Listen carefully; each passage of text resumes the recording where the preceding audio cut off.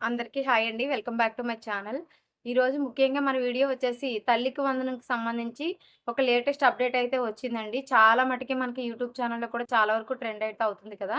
దీనికి సంబంధించి పూర్తి వివరాలనైతే మన వీడియోలో తెలియజేస్తాను.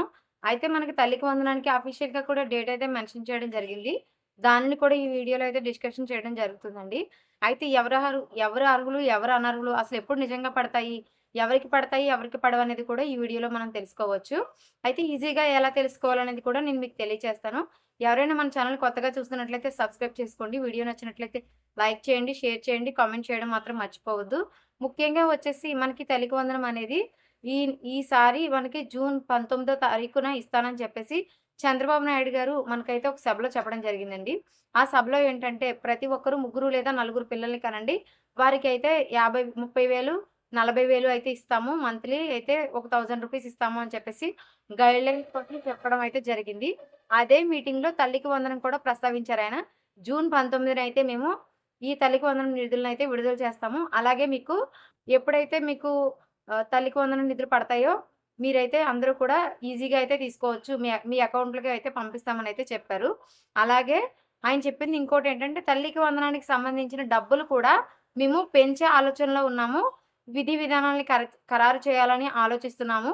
ఎందుకంటే దీని ద్వారా చదువుకునే పిల్లలు పెరుగుతారు. పిల్లల్ని కనడానికి ప్రజలు కూడా ఆసక్తి చూపిస్తారు అని చెప్పేసి ఆయనైతే ఆ మీటింగ్‌లో చెప్పడం జరిగింది. ఇంక అప్పటినుంచి వీడియోలయితే వస్తూనే ఉన్నాయండి. నేను చూస్తున్నాను.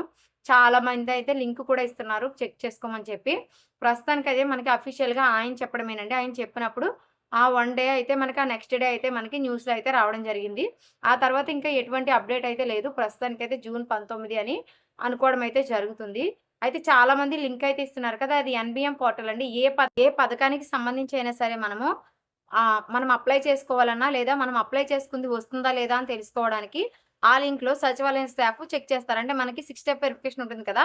ఆ 6 స్టెప్ వెరిఫికేషన్‌లో మీరసలు దేనికి ఎలిజిబుల్, దేనికి ఇనెలిజిబుల్ అనేది తెలుసుకోవడానికి మాత్రమే ఈ సైట్ అనేది ఉంది. అయితే ఇందులో ఏ పథకం కొట్టినా సరే మీరు దానికి ఎలిజిబులా కాదో చూపిస్తుంది. ఇక్కడ చాలామంది మర్చిపోతున్న విషయం ఏంటంటే తల్లికి వందనానికి సంబంధించి కేవలం ఈ 6 స్టెప్ వెరిఫికేషనే కాదు, కంపల్సరీ విద్యార్థికి 75% హాజరనేది ఉండాలి. ఇది ఎవరు కూడా గుర్తించట్లేదండి. అందుకే ఆ లింక్‌లో చెక్ చేసుకోమని చెప్తున్నారు. సో, ఆ లింక్‌లో మీరు చెక్ చేసుకున్నా మీరు అందులో అర్హులే. కానీ ఎవరికైతే 75% హాజరుండదో వారు ఖచ్చితంగా అనర్హుల్లోకైతే చేర్చబడతారు. ఎందుకంటే కొన్ని చోట్ల మనం చూస్తున్నాం కదా! నిజంగానే కొన్ని పిల్లలైతే వెళ్ళట్లేదు.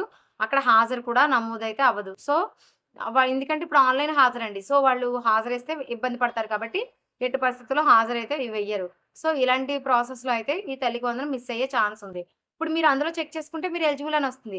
మీరేదో సచివాలయంలో దెబ్బలాడతారు, బయట చెప్తారు. కానీ మీకు ఈ చిన్న విషయం అయితే తెలీదు. ఇదివరకు మీకు ఈ 300 యూనిట్ల కరెంట్ బిల్ అనేది వచ్చుండకపోవచ్చు. మేబీ ఇప్పుడు రావచ్చు. అలా అని ఈసారి మీ పిల్లోడు ఎళ్ళిపోవచ్చు. కానీ అందులో మీకు ఏదైనా స్థలం ఉందని అదని ఇదని చూపించొచ్చు. సో, ఇలాంటి ప్రాబ్లమ్స్ ఉంటాయి. ముందుగా కంగారు పడకండి. మీకైతే లిస్ట్ అయితే విడుదల చేస్తారు. మనకైతే సచివాలయాలు అదే స్వర్ణగ్రామం, స్వర్ణ అవార్డుకి సంబంధించి లిస్టులు అయితే వస్తాయి. అలాగే మనకి స్కూల్స్‌కి కూడా లిస్టులు అయితే వస్తాయి. ఆ విధంగా మీరైతే చెక్ చేసుకొని మీకనేది అమౌంట్ పడుతుందో లేదో తెలుసుకోవచ్చు. అప్పటి వరకు కూడా వెయిట్ చేస్తూ ఉండండి. ఈ లింక్‌లో చెక్ చేసుకోండి. కానీ మీరు తర్వాత డిసప్పాయింట్ అవుతారు. కానీ మీరు రియల్‌గా ఎలిజిబులా కాదా అని తెలుసుకోవాలంటే కంపల్సరీ ఇంకొంతకాలం వెయిట్ చేస్తే మంచిదండి. ఇంకొక 1 వీక్‌లో అయితే మీకు ఇంచుమించు ఒక 2 వీక్స్‌లో జూన్ మొదటి వారంలో అయితే రిలీజ్ అయితే అవ్వచ్చు మనకి లిస్ట్ అనేది. అప్పటి వరకు కూడా కొంచెం మీరైతే వెయిట్ చేయడానికి ట్రై చేయండి. Thanks for watching.